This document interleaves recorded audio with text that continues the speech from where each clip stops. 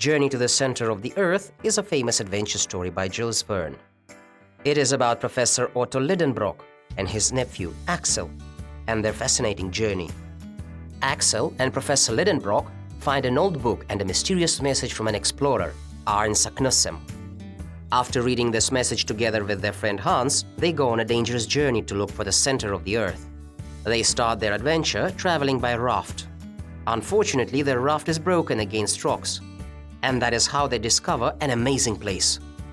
They leave their friend Hans with the raft, and while he repairs the raft, Axel and the professor take a look around.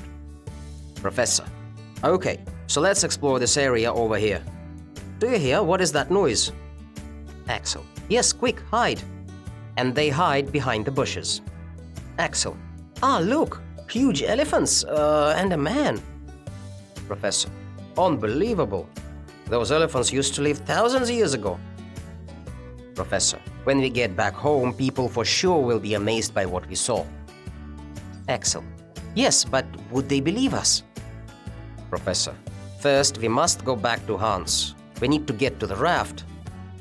Axel: Sure. Oh, wait, what is it? Professor: It looks like a knife, a very old one. My guess, it must be Arne Saknussemm's knife. They look around and find initials on a cave wall. Professor: I'm sure. Saknussemm was here. We found it.